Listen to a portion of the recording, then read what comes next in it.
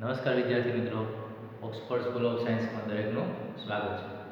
વિદ્યાર્થી મિત્રો, આજના આપણા લેક્ચરમાં આપણે ધોરણ 9 વિષય કોમ્પ્યુટરનો અભ્યાસ કરીશું. વિદ્યાર્થી મિત્રો, અત્યારે આપણે ધોરણ 9 વિષય કોમ્પ્યુટરના જે આપણા અભ્યાસક્રમ માટેના જે પણ ચેપ્ટર અને ચેપ્ટરના જે ટોપિક નક્કી કરેલા છે તેમાં હાલ આપણે ચેપ્ટર નંબર 4 કે જે આપણું છે મેમરી અને મેમરી સંગ્રહ કરવાના વિવિધ એકમો અને મેમરીનું નિરૂપણ, તેનો અત્યારે આપણે અભ્યાસ કરી રહ્યા છીએ. તો વિદ્યાર્થી મિત્રો, આ ચેપ્ટરની અંદર સૌપ્રથમ તો મેમરી એટલે શું એના વિશે આપણે પરિચય મેળવ્યો હતો. મેમરીના પ્રકારો, પ્રાઇમરી અને સેકન્ડરી મેમરી, તેની અંદર કઈ રીતે મેમરીનું સ્ટોરેજ થાય, તેના ફાયદાઓ ગેરફાયદાઓ, ત્યારબાદ અલગ અલગ પ્રકારના મેમરી ડિવાઇસીસ, દરેકનો આપણે વિસ્તૃત અભ્યાસ કર્યો હતો. ત્યારબાદ મિત્રો, આપણે કોમ્પ્યુટરની જે પ્રાઇમરી અથવા સેકન્ડરી મેમરી હોય એ મેમરીની અંદર કઈ રીતે આપણા દ્વારા જે માહિતી દાખલ કરવામાં આવે છે કોમ્પ્યુટરમાં, એ માહિતી કોમ્પ્યુટરની મેમરીમાં કઈ રીતે દાખલ થાય, કઈ રીતે સ્ટોર થાય, તેના માટેની આપણે અલગ અલગ પદ્ધતિઓ જોઈ હતી. જે પદ્ધતિઓની અંદર આપણે શું જોયું હતું મિત્રો, કે સામાન્ય રીતે આપણે જે ભાષા લખતા હોઈએ છીએ એ હાયર લેવલ લેંગ્વેજ હોય છે, જે સામાન્ય આપણી ભાષા છે, પરંતુ કોમ્પ્યુટર એ ભાષા સમજી શકતું નથી. તો શું કરું? તો એના માટે થઈને મિત્રો આપણે આ ટોપિક ત્યારથી ચાલ્યો આવે છે જ્યારે આપણે કોમ્પ્યુટરની અલગ અલગ પેઢીઓ જોઈ હતી. તમને યાદ હોય તો એમાં હાર્ડવેર આધારિત 1 થી 5 પેઢી, સોફ્ટવેર આધારિત 1 થી 5 પેઢી, એમાં ત્રીજી પેઢીની ભાષાઓ આવી હતી સોફ્ટવેર આધારિત. ત્યારથી મિત્રો આપણે આ એક શબ્દ આપણે બોલતા રહીએ છીએ વારંવાર કે હાયર લેવલ લેંગ્વેજમાંથી મશીન લેવલ લેંગ્વેજમાં, એટલે કે હાયર લેવલ ભાષામાંથી મશીનની ભાષામાં આપણે એને કન્વર્ટ કરવું પડે, જેનું બીજું નામ આપ્યું તો આપણે ટ્રાન્સલેટર. તો આ ટ્રાન્સલેટરનું કામ શું છે મિત્રો, કે હાયર લેવલ લેંગ્વેજમાં રહેલો આપણો પ્રોગ્રામ, એ પ્રોગ્રામને કન્વર્ટ કરીને શેમાં લઈ લેવો, તો કે મશીન લેવલ લેંગ્વેજ. અને એ મશીન લેવલ લેંગ્વેજ એટલે કેવી લેંગ્વેજ? બાઇનરી લેંગ્વેજ, 0 અને 1 વાળી લેંગ્વેજ. એટલે કે કોમ્પ્યુટર ફક્ત અને ફક્ત 0 અથવા તો 1 આ બે દ્વારા રચાયેલી જ ભાષા સમજી શકે છે. આની સિવાયની કોઈ પણ ભાષા કોમ્પ્યુટર આપણું સમજી શકતું નથી. તો હવે આપણે શું કરવાનું? કોઈ પણ ભાષામાં જેમાં આપણે લખાણ લખીએ છીએ, કોઈ પણ માહિતી એન્ટર કરીએ છીએ, કોઈ પણ ડેટા સ્ટોર કરીએ છીએ, એનું સૌપ્રથમ શેમાં રૂપાંતર થશે? દ્વિઅંકી ભાષા અથવા તો બાઇનરી ભાષા અથવા તો એને મશીનની ભાષા કહીએ. હશે આપણી ભાષા કેવી? હાયર લેવલ ભાષા, ઉચ્ચ કક્ષાની ભાષા. તો હાયર લેવલ લેંગ્વેજમાંથી મશીન લેવલ લેંગ્વેજમાં કન્વર્ટ કરવાનું કામ કોનું છે મિત્રો? ટ્રાન્સલેટર. ટ્રાન્સલેટરનું કામ શું?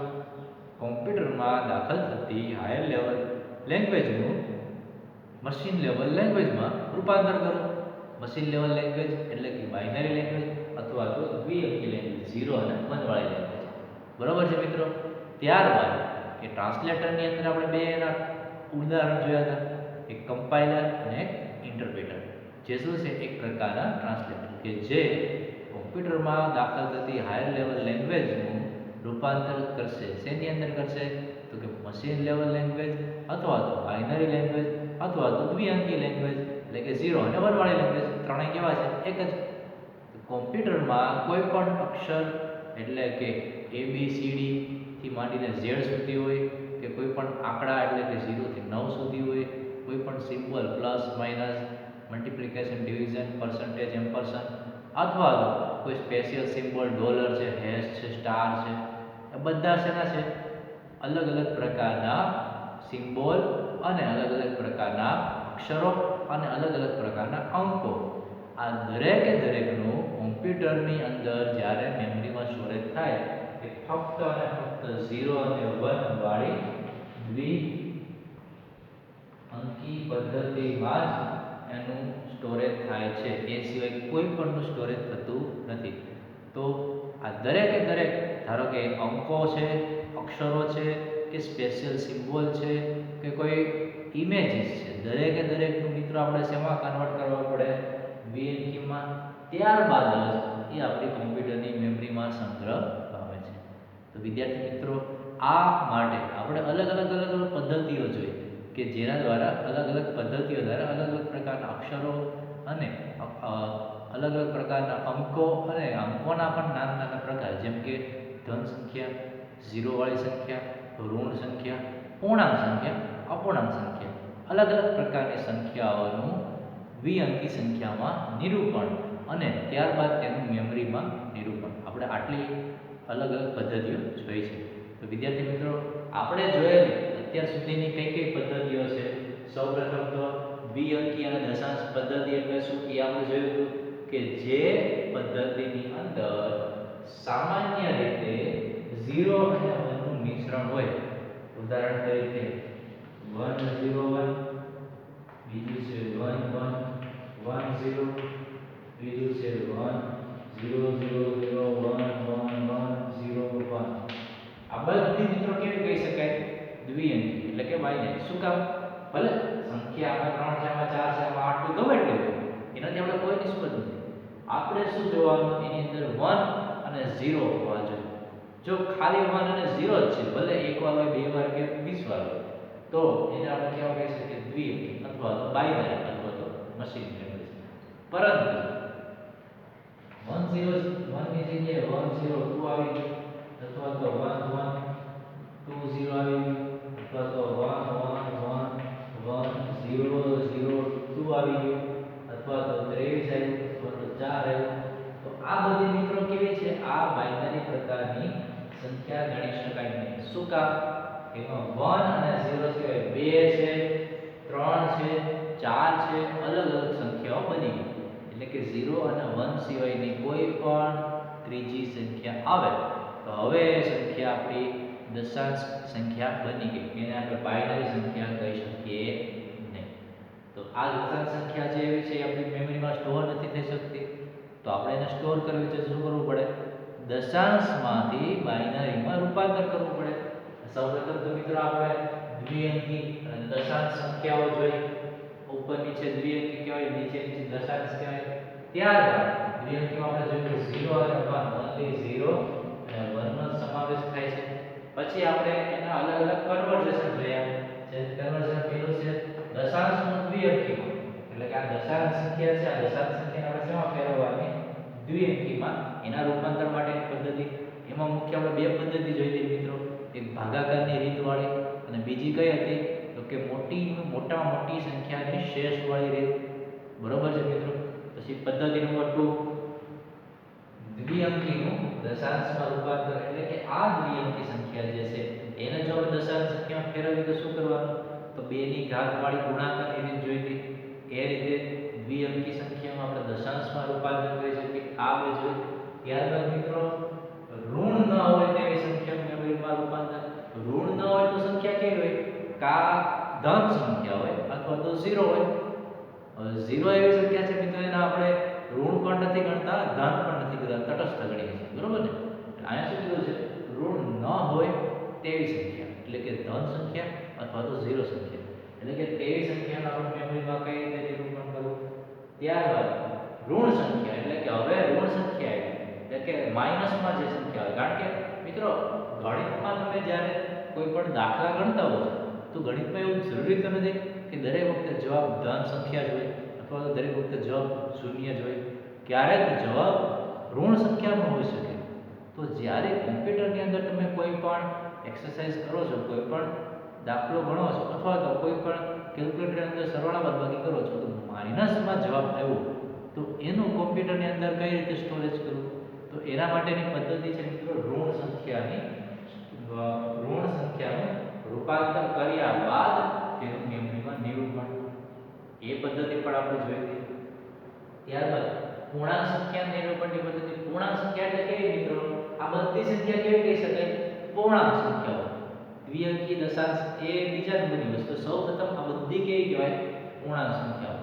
તો પછીની પૂર્ણાંક સંખ્યા પછીની કેવી પદ્ધતિ આવી મિત્રો? જે આપણે ગઈકાલના લેક્ચરમાં જોઈ હતી, અપૂર્ણાંક સંખ્યાની પદ્ધતિઓ. અપૂર્ણાંક સંખ્યા કોને કહેવાય? તો કે જે સંખ્યા અધૂરી છે, જેમ કે 1.5, 3.2 અથવા તો 4/7, તો આ બધી સંખ્યાઓ કેવી રીતે મિત્રો અપૂર્ણાંક સંખ્યાઓ થઈ તે અપૂર્ણાંક સંખ્યાઓને કઈ રીતે કન્વર્ટ કર્યા બાદ એટલે કે રૂપાંતર કર્યા બાદ તેનું મેમરીમાં નિરૂપણ કરવું એ પણ આપણે જોયું. ત્યારબાદ ગઈકાલે આપણે નવી પદ્ધતિ જોઈ આસ્કી પદ્ધતિ કે જેના દ્વારા આપણી સંખ્યાને આપણે કન્વર્ટ કરીને 32 બીટની ટોટલ સંખ્યા તરીકે ગણી હતી અને 32 બીટની સંખ્યાનું મિત્રો આપણે ત્રણ ભાગની અંદર ડિવાઇડેશન કર્યું હતું સાઇન એક્સપોનેન્ટ અને ફ્રેક્શન. ત્યારબાદ 32 બીટની સંખ્યાનું આપણે અપૂર્ણાંક સંખ્યામાં રૂપાંતર કરીને તેને આપણે મેમરીમાં નિરૂપણ થઈ શકે તેવી સંખ્યાની અંદર કન્વર્ટ કર્યું. તો આ બધું શું છે મિત્રો કે જ્યારે કોમ્પ્યુટરની અંદર મારે કોઈ પણ ડેટા સ્ટોર કરવો, અત્યાર સુધી આ બધી પદ્ધતિ આપણે જોઈએ કેવી છે ફક્ત અને ફક્ત અંકોની પદ્ધતિ. અલગ અલગ પ્રકારના અંકો, કોઈ અંક ધન છે, કોઈ અંક ઋણ છે, કોઈ અંક 0 છે, કોઈ અંક પૂર્ણાંક છે, કોઈ અંક અપૂર્ણાંક છે. એના માટે બધી અત્યાર સુધી ચાલેલી પદ્ધતિઓ આપણે જોઈ કે જેના દ્વારા એ અંકોને અલગ ફોર્મેટમાંથી દ્વિઅંકીની અંદર રૂપાંતર કરો. ત્યારબાદ દ્વિઅંકીમાં રૂપાંતર થયા બાદ તેનું મેમરીમાં નિરૂપણ થઈ શકે, તેના સિવાય થઈ શકે નહીં. તો હવે વિદ્યાર્થી મિત્રો આપણે આગળના લેક્ચરમાં પણ ચર્ચા કરી હતી અને આજના લેક્ચરના સ્ટાર્ટિંગમાં મેં કીધું કે કોમ્પ્યુટરની મેમરીની અંદર એવું તો જરૂર નથી કે ફક્ત અંકોનો જ મેમરીમાં સ્ટોરેજ થાય. અંકો સિવાયની પણ દુનિયા છે, જેમ કે આલ્ફાબેટ, અક્ષરો A થી Z. આ અંગ્રેજી ભાષા થઈ. એવી જ રીતે બીજી ભાષાઓ હિન્દી, તો એના કક્કા બારાક્ષરી અલગ આવે. ગુજરાતી એના કક્કા બારાક્ષરી. ઉર્દુ ભાષા હોય, લેટિન ભાષા હોય, ચાઇનીઝ હોય, તામિલ હોય, તેલુગુ હોય, જાપાનીઝ હોય, જર્મનીઝ હોય. અલગ ભાષાઓ છે. તે ભાષાઓના અલગ શું હોય મિત્રો અક્ષરો હોય. તો એ અક્ષરોનું પણ આપણે કોમ્પ્યુટરની મેમરીમાં સ્ટોરેજ કરવું છે.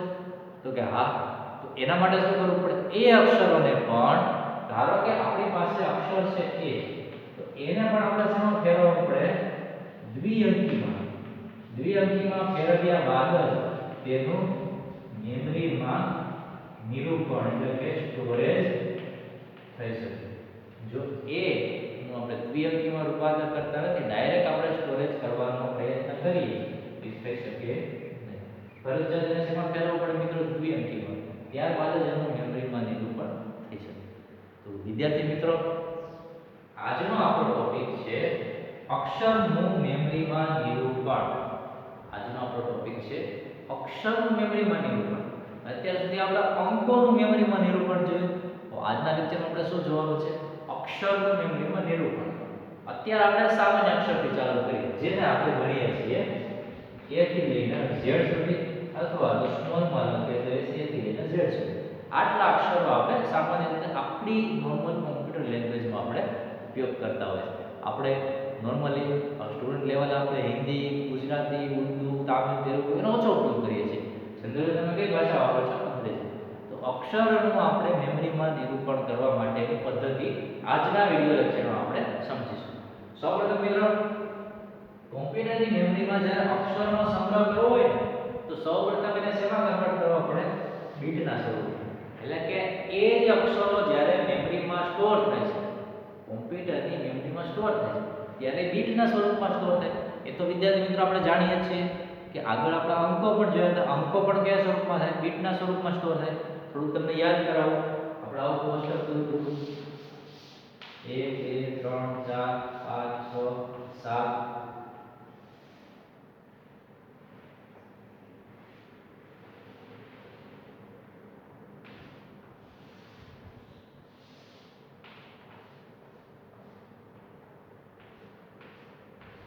આપણે મિત્રો તમને યાદ હોય તો આવી રીતે આપણે મેમરીનું નિરૂપણ જોયું કે સામાન્ય રીતે કોમ્પ્યુટર મેમરીનો સૌથી નાનો એકમ કયો? તો કે એને આપણે નામ આપ્યું છે બીટ. આવા બીટમાં 8 બીટ ભેગા થાય. એટલા 8 બીટ ભેગા થાય ત્યારે શું બનાવે? 1 બાઇટ. તો સામાન્ય રીતે આપણી પાસે અત્યારે સંખ્યા છે ધારો કે 101. તો 101 સંખ્યાનું આપણે મેમરીની અંદર જ્યારે નિરૂપણ કરીએ છીએ ત્યારે ઊંધેથી ચાલુ કરવાનું 1 0 1, બાકીના ખાલી રહી 0 0 0 0. તો આ રીતે મિત્રો આને શું કહેવાય? અંકોનું એટલે કે દ્વિઅંકી અંકોનું દ્વિઅંકી પદ્ધતિમાં પહેલા તો કન્વર્ઝેશન એટલે કે રૂપાંતર અને ત્યારબાદ તેનું મેમરીમાં નિરૂપણ. આ રીતે કોઈ પણ અંકોનું મેમરીમાં નિરૂપણ કયા સ્વરૂપે થાય મિત્રો? બીટ સ્વરૂપે. તો એ જ વસ્તુ આપણે અહીંયા કીધી છે કે કોમ્પ્યુટર મેમરીમાં અક્ષરોનો પણ સંગ્રહ, અક્ષરોનો સંગ્રહ પણ કયા સ્વરૂપમાં થાય? બીટના સ્વરૂપમાં જ થાય છે. બરોબર. હવે દરેક અક્ષરને 7, 8, 16 અથવા તો 32 બીટના સમૂહમાં રજૂ કરી શકાય. આટલા બીટ છે મિત્રો? 8. તો આને શું કહેવાય? 8 બીટનો સમૂહ. શું કહેવાય? 8 બીટનો સમૂહ. તો એવી જ રીતે અહીંયા શું કીધું કે અક્ષરોને 7 બીટના, 8 બીટના, 16 બીટના અથવા તો 32 બીટના, આ જે 8 છે એવું છે, 7 નો, 8 નો, 16 નો અથવા તો 32 બીટનો આવો સમૂહ આખો બનાવી એની અંદર અક્ષરોને સ્ટોર કરી શકાય છે. સમજાણું મિત્રો? આ આપણે કેટલા બીટનો સમૂહ છે? 8 બીટનો સમૂહ છે. બરોબર. તો એવી જ રીતે અક્ષરોને પણ સ્ટોર કરવા માટે આ જે 8 છે એમ 7 બીટનો સમૂહ લઈ લો. એટલે કે એક કાઢી નાખો તો 7 બીટનો થઈ ગયો. પાછા 8 8 જોડો 8 બીટ, હજી આગળ 8 જોડો તો 16 બીટ, બીજા આગળ 16 જોડો તો 32 બીટ. એવી રીતે 7, 8, 16 અને 32 બીટના સમૂહમાં રજૂ કરી શકાય છે અક્ષરો. બરોબર. પછી શું કહે છે? જે નિયમો બીટની લંબાઈ નક્કી કરે, એટલે કે 7 બીટનું, 8 બીટનું, 16 બીટનું, 32 બીટનું કેટલું રાખવું, એ બીટની લંબાઈ નક્કી કરવા માટેના જે નિયમો બનાવવાની પદ્ધતિ છે, એ સ્કીમ છે, એને કહેવામાં આવે છે કોડિંગ સ્કીમ. કોડિંગ સ્કીમ વડે શું થાય મિત્રો કે 7 બીટનું રાખવું, 8 બીટનું રાખવું, 16 બીટનું રાખવું કે 32 બીટનું રાખવું એ નક્કી થાય છે. સમજ્યા? ઓકે. આ કોડિંગ સ્કીમ છે. કોડિંગ સ્કીમ વડે આ બીટની લંબાઈ કેટલી રાખવી તેને લગતા નિયમો નક્કી થાય છે. આટલે સુધી સમજાઈ ગયું મિત્રો? હવે શું કહે છે? હવે જો થોડા ફૂલ ફોર્મ આવશે. આપણે નોર્મલી સાયન્સમાં તમારે વધારે સાયન્સ અને ટેકનોલોજીમાં આવતું હોય શોર્ટ ફોર્મના ફૂલ ફોર્મ. તો આપણે એમાં 3 શોર્ટ ફોર્મના ફૂલ ફોર્મ યાદ રાખવાના થશે. પહેલું છે મિત્રો કોમ્પ્યુટરનો જે 7 બીટનો સમૂહ. અહીં આપણે કીધું ને 7, 8, 16, 32 ચાર કીધા. 7, 8, 16, 32. તો પહેલું શું કહે છે? કોમ્પ્યુટરનો જે 7 બીટનો સમૂહ છે ASCII. ASCII. ફૂલ ફોર્મ શું છે? American standard code. American standard code for information interchange. એનું ફૂલ ફોર્મ શું થયું મિત્રો? ASCII. ફૂલ ફોર્મ છે American standard code for information interchange. એ કેટલા માટે? 7 બીટ માટે. બરાબર. બીજું શું છે? 8 બીટ માટે. તો એના માટે કોડ છે ANSI. American national standard institute.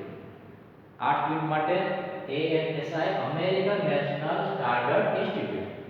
અને ત્રીજું છે EBCDIC જે 16 અને 32 બીટ માટે EBCDIC. એનું ફૂલ ફોર્મ શું છે? Extend binary coded decimal interchange code. EBCDIC નું full form extend binary coded decimal interchange code.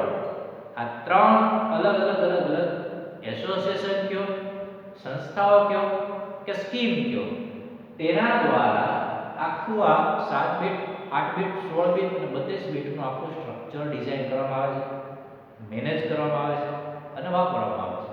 બરોબર છે મિત્રો?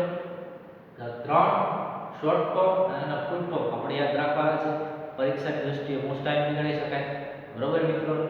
ત્યારબાદ હવે શું કહે છે?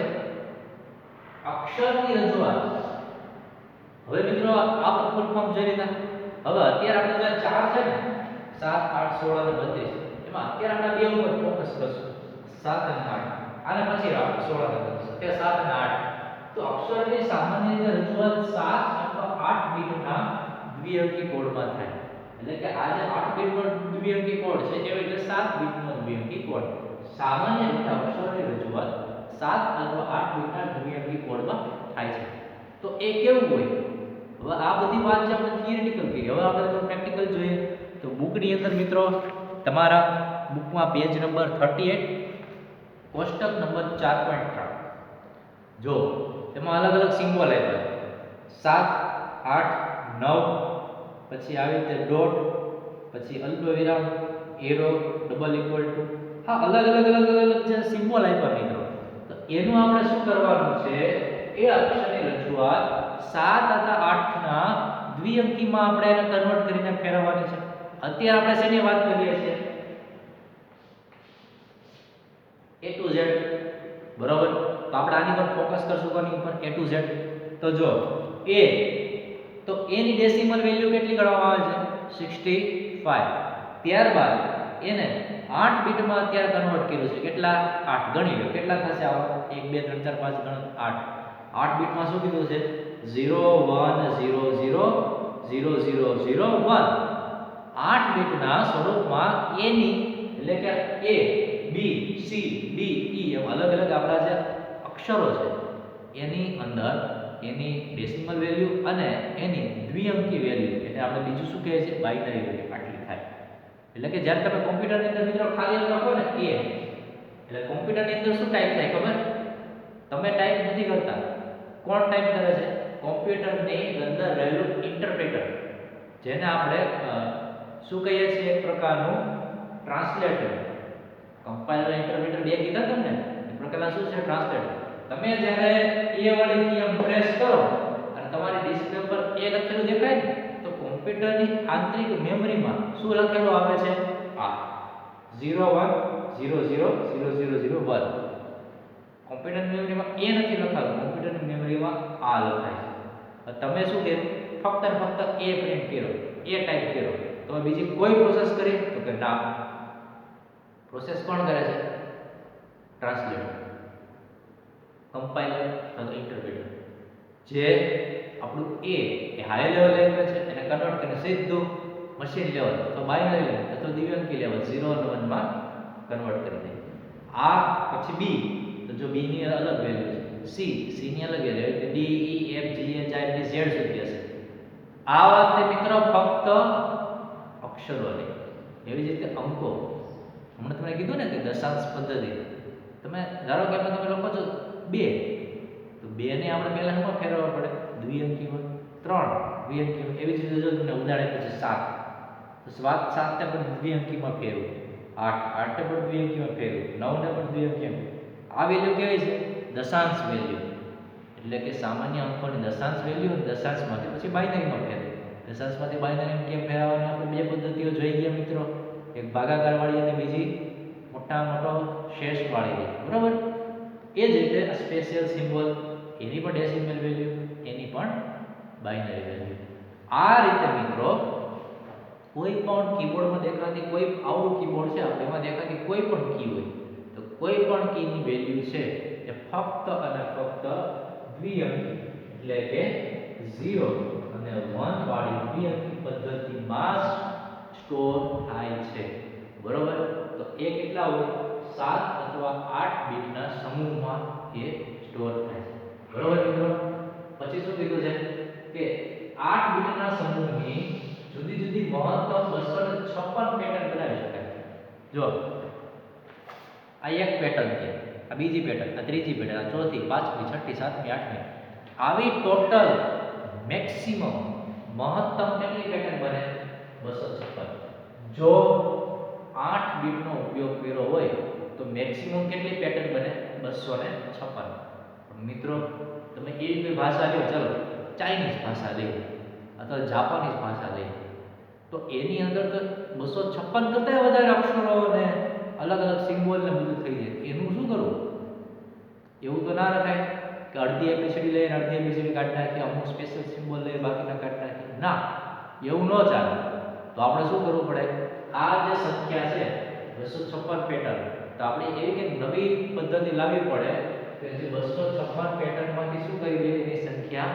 ઇન્ક્રીઝ કરી દે સંખ્યા વધારી દે એટલે કે વધારે પેટર્નો બને તો એના વિશે આપણે આગળના ટોપિકમાં આવશે અહીં આપણે શું કીધું 8 બીટના સમૂહની મહત્તમ 256 પેટર્ન હોય દરેક પેટર્ન ચોક્કસ અક્ષરનું સૂચવે છે જો દરેક પેટર્ન આ પેટર્નનો અક્ષર આ આ પેટર્ન અક્ષર આ પેટર્ન અક્ષર આ દરેક પેટર્નના ચોક્કસ એક અક્ષર થયો. ત્યારબાદ શું કહે છે આ અક્ષર સ્કેલ બધી જ ભાષાના અક્ષરને સમાન રૂપે રજૂ ન કરે. જો આપણે જ કીધું આ 256 પેટર્ન જે સ્કીમ છે બધી જ ભાષામાં સમાન રીતે ન ચાલે મિત્રો. શું કામ?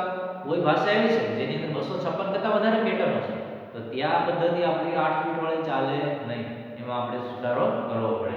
ત્યારબાદ શું કહે છે હાલમાં કમ્પ્યુટર મેમરીની રજૂઆત માટે જો આનો જે રસ્તો કાઢવાનો છે આપણે 256 થી ની કેપેસિટી વધારવાની તો એ કેપેસિટી વધારવા માટે અત્યારે જે સ્કીમ વપરાય છે કઈ છે યુનિકોડ સ્કીમ. કઈ સ્કીમ? યુનિકોડ સ્કીમ કે જેની અંદર 16 બીટ અથવા તો 32 બીટ વાળી પદ્ધતિ વપરાય છે. હવે મિત્રો જો 8 બીટમાં 256 પેટર્ન કીધું 16 બીટ આવી પેટર્નની સંખ્યા બમણી થશે. 32 બીટ આવી પેટર્નની સંખ્યા 4 ગણી થશે. એટલે કે હાલના સમયમાં કમ્પ્યુટર મેમરીમાં અક્ષર રજૂઆત માટે કઈ સ્કીમ વપરાય છે? Unicode scheme. યુનિકોડ સ્કીમનું સંચાલન કોણ કરે છે? તો કે આના માટે યુનિકોડ કન્સોર્ટિયમ નામની એક સંસ્થા છે. યુનિકોડ કન્સોર્ટિયમ નામની સંસ્થા કે જે આ સંપૂર્ણ યુનિકોડ સ્કીમનું સૂચન, તેને નિયંત્રણ, તેને બનાવવું અને તેને જાળવવું આ કામગીરી કરે છે. તેનું વેબ એડ્રેસ છે www.unicode.org. ત્યારબાદ મિત્રો યુનિકોડ સ્કીમ એ અન્ય કોડિંગ સ્કીમો તો કઈ જેમ કે આ ત્રણ હતી ASCII, ANSI અને EBCDSI ને પણ સપોર્ટ કરે. એવું નહીં કે યુનિકોડ સ્કીમમાં આ ત્રણની મદદથી જે આપણે પેટર્ન તૈયાર કરી હતી બધી ફેલ ગઈ, એવું નથી. આ બધી પેટર્નો પણ યુનિકોડ સ્કીમ એને સપોર્ટ કરશે કે એ જૂની પેટર્નો પર તમે યુનિકોડ સ્કીમમાં ઉપયોગ કરી શકો છો. બરાબર? એટલે શું કીધું છે જૂની સ્કીમોને પણ શું કરશે એ ચાલશે, એનો કોઈ આપણે ઇશ્યુ છે નહીં. આ પદ્ધતિમાં યુનિકોડમાં 16 અથવા 32 બીટ વાપરે છે. શું કામ? પેટર્નની સંખ્યા વધારવી છે એટલે 8 બીટ વાળી પેટર્ન ચાલે નહીં. 16 અથવા 32 બીટની પેટર્ન ચાલે છે. યુનિકોડ વિશ્વની લગભગ મોટા ભાગની ભાષાઓને આવરી લે છે. મુખ્ય ભાષાઓ યુનિકોડ છે વિશ્વની મોટા ભાગની મુખ્ય ભાષાઓ જેટલી છે અંગ્રેજી આવી ગઈ, હિન્દી આવી ગઈ, ઉર્દુ આવી ગઈ, ચાઇનીઝ આવી ગઈ, જાપાનીઝ આવી ગઈ, જર્મની આવી ગઈ, ફ્રેન્ચ આવી ગઈ, ઇટલી આવી ગઈ, મુખ્ય જેટલી ભાષાઓ છે મિત્રો વિશ્વની દરેક ભાષાઓને યુનિકોડ છે એ રજૂ કરી શકે. દરેક ભાષામાં રજૂઆત કરી શકે. જો 16 બીટની યુનિકોડ સ્કીમ લઈએ મિત્રો તો એની અંદર ટોટલ 65,536 અલગ પેટર્નો આવી શકે. આની અંદર કેટલી આવતી હતી? 256. આની અંદર 256 પેટર્ન હતી 8 બીટમાં. 16 બીટની અંદર આપણે 65,536 પેટર્ન. બરોબર? ત્યારબાદ શું કહે છે? છતાં પણ 65,536 પેટર્નોમાં પણ વધારો કરવો પડે. શું કામ? અમુક બીજી ભાષાઓ એડ થઈ. કેવી ભાષાઓ? કે મે 2001ની સાલના મે મહિનાની અંદર બીજા 44,949 જેટલા વધારાના અક્ષરો ઉમેર્યા. કોના ઉમેર્યા? તો કે ચીન, જાપાન અને કોરિયન ભાષા. ચીનની ચાઇનીઝ ભાષા, જાપાનની જાપાનીઝ ભાષા અને કોરિયાની કોરિયન ભાષાના બીજા 44,949 વત્તા 65,536 ટોટલ કેટલા થયા? 1 લાખ. હાલના યુનિકોડ સ્ટાન્ડર્ડમાં એટલે કે 2001 પછીના યુનિકોડ સ્ટાન્ડર્ડમાં જે 32 બીટનું છે મિત્રો, આ કેટલું હતું? 16 બીટનું. અત્યારે છે કેટલા બીટનું છે? 32 બીટનું. એમાં 1 લાખ જુદા અક્ષરોની રજૂઆત કરી શકે. જુદા પ્રકારના કેટલા અક્ષરો? 1 લાખ અક્ષર રજૂઆત કરી શકે. જે આપણને ટેબલ નંબર 4.4 ની અંદર મિત્રો દર્શાવેલું છે. જો આગળનું હતું શેનું હતું?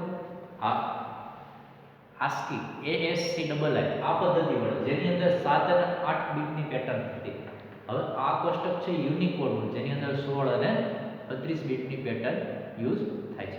તો જો એને શોર્ટમાં આ રીતે દેખાડવામાં આવે છે U + 0030 એટલે કે આપણે જે યુઝ કરીએ છીએ કયું છે? 0 1 2 પછી સ્પેશિયલ સિમ્બોલ A B. તો 0 છે તો 0 ને યુનિકોડ ની અંદર શું દેખાડવામાં? U + 0030. 1 છે તો U + 0031. આ રીતે દરેકનું મિત્રો તેને એક સ્પેશિયલ સિમ્બોલ આપવા જો આ ડોટ છે બે U+003a આખી પેટર્ન ફેરવી નાખી. આગળનામાં શું હતું? ફક્ત અને ફક્ત બાઇનરી, જ્યારે આમાં દર્શાવવાની એની જ રીત. હવે જો નીચે a અને b આવ્યું U+0041 U+0042. તો આ શું છે મિત્રો? યુનિકોડ પદ્ધતિ કે જેના વડે તમે મેક્સિમમ 1 લાખ સુધીના જુદા જુદા અક્ષરો રજૂ કરી શકો. અત્યાર સુધીના એટલે કે આ 2020 સુધીના દુનિયાની મોટા ભાગની મુખ્ય ભાષાઓ છે એની લિમિટેશન આ 1 લાખની અંદર પૂરી થઈ જાય. અત્યારે હવે આની અંદર કોઈ વધારો કરવાની જરૂર છે નહીં.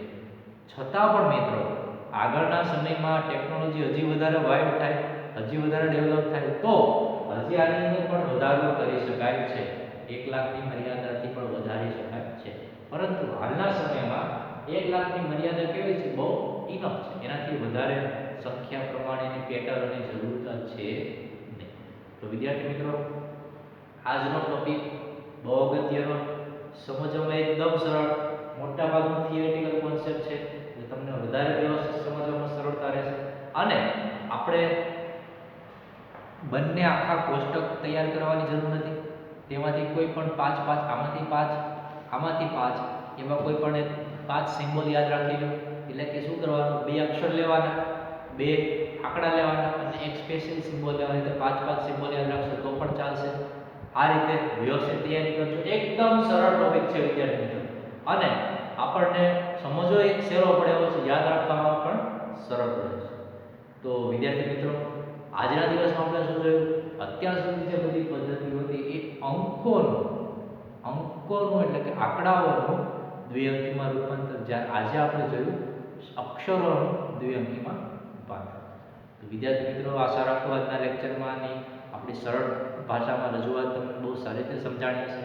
તો દરેક વિદ્યાર્થી મિત્રોનો આભાર, ધન્યવાદ.